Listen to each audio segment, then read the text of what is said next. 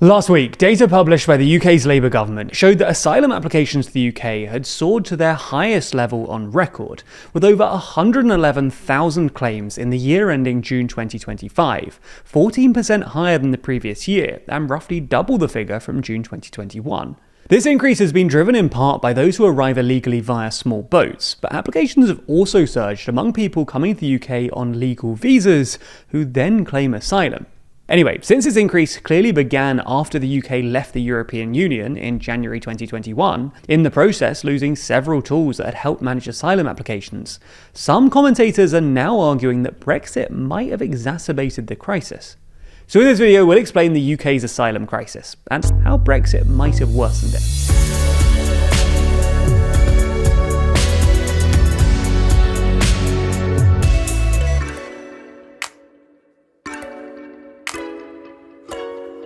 Long-time TLDR fans will remember that back in 2020, we made a Brexit-themed colouring book. So for Brexit's 5th anniversary, we printed a definitive edition containing 25 images from the Brexit process, ready for you to relive through the medium of colouring pencils. Find out more and order a copy by clicking the link in the description. So let's get straight into the data. The UK is currently facing the highest level of asylum applications since records began in 1979, even slightly above the previous peak of 103,000 in 2002, caused by global conflicts in Afghanistan, Iraq, Somalia, and Yugoslavia. For most of the 2 decades after this, annual asylum applications remained relatively stable, with a slight rise after the 2015 migration crisis. However, since the end of the COVID-19 pandemic in June 2021, asylum applications have surged from around 40,000 annually to over 110,000 now. However, this isn't just because of a rise in small boats. There's actually been an even larger increase in applicants who have travelled to the UK legally on a work, study, or visitor visa before applying for asylum later. In the year ending June 2025, an overwhelming majority of asylum claimants from Pakistan and Bangladesh, for instance, actually arrived on a legal visa. These countries, as well as India, have seen a massive increase in work and study visas since January 2021, when the UK left the EU and introduced changes to the immigration system. So on top of an increase in claimants from Pakistan, up 79% from 2023, and Bangladesh, up 42%, the annual change in overall applications has also been driven by an increase from Vietnam, 113%, Syria, 70%, and Sudan, 36%.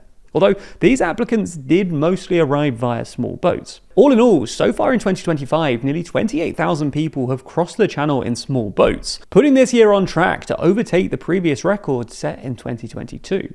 This increase is also reflected in EU data. Statistics published by Frontex, the EU's border agency, in early August showed the number of irregular border crossings towards the UK from France rose by 26% year-on-year from January to July. But what makes the data especially interesting is the increase we're seeing in the flows across the channel is happening at the same time as migration flows are decreasing or flatlining everywhere else in Europe. For instance, flows via the Eastern Mediterranean, West Africa, Western Balkans, and Belarus have all fallen dramatically over the past year. And while flows via the Central and Western Mediterranean routes have increased, they've only increased by 9% and 11% respectively, far less than the 26% increase we've seen across the channel. This all raises the question: why is the UK experiencing a rise in irregular immigration while it's falling across the rest of the continent? And well, when you dig into it, there seems to be at least 2 ways that Brexit has contributed.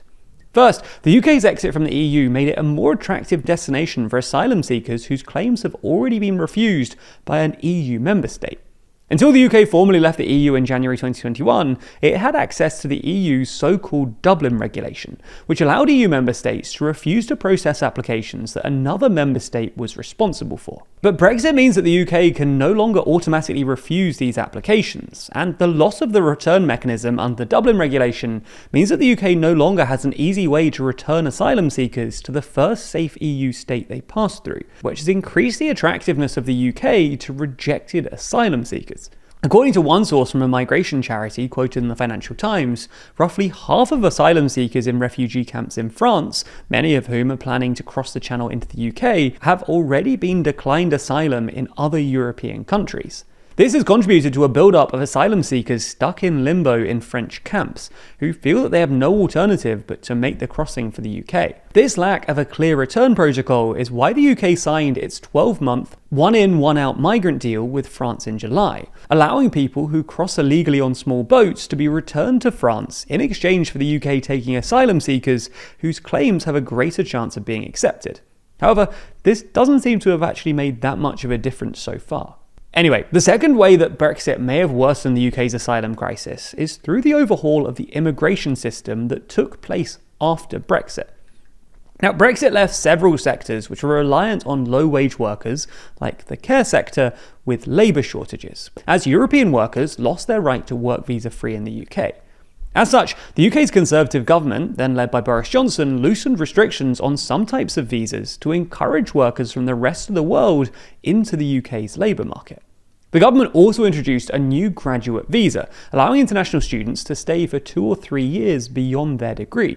These changes resulted in a huge surge in immigration from non-EU countries, particularly from South Asia. However, a growing number of migrants arriving on these legal visas would later claim asylum, using it as a legal loophole to overstay. From 2021 to 2024, the number of people seeking asylum in the UK who were already on a visa increased. But the Conservative government soon began to realise this, and in 2024 introduced a suite of policies aimed at reducing immigration, including visa restrictions on dependents, i.e. family members of care workers and most international students. Widespread reports of exploitation in the social care sector also led the Home Office to more closely scrutinise applications. This is why claims from people on visas have mostly plateaued in the past year or so, although the figures are still far higher than pre-Brexit. This isn't a necessary consequence of Brexit, as the government didn't have to loosen its non-EU visa rules after Brexit, but it was a somewhat predictable reaction to the post-Brexit labour shortages. All in all, it does look like Brexit has contributed to the UK's asylum crisis, and this has become especially apparent in the past year, as irregular immigration into developed countries has fallen across the EU, and actually most of the world, but not in the UK. Now, this story about the so-called small boats crisis and the political pressure that it's put on Starmer has been covered thoroughly across the media landscape, with 33 sources reporting on it.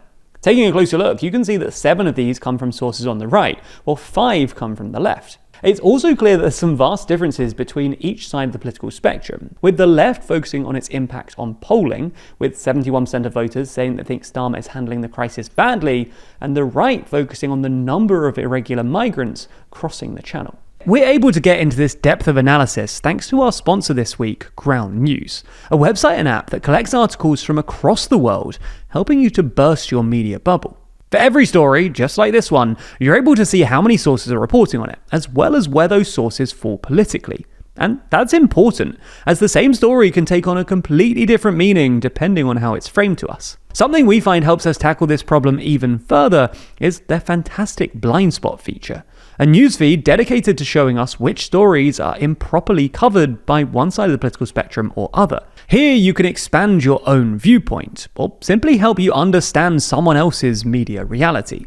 It's no secret that the current media landscape is constantly trying to capture your attention and sway you to one side or the other. So having a tool that helps you understand bias and how it affects the media you consume is extremely crucial. If you're interested in staying on top of the news and want to explore the amazing features that Ground News has to offer, we're offering 40% off their unlimited access Vantage Plan subscription if you use the link in the description, or scan the QR code on screen. This offer is only available here, so make sure you go to ground.news/TLDR or click the link in the description to get started today.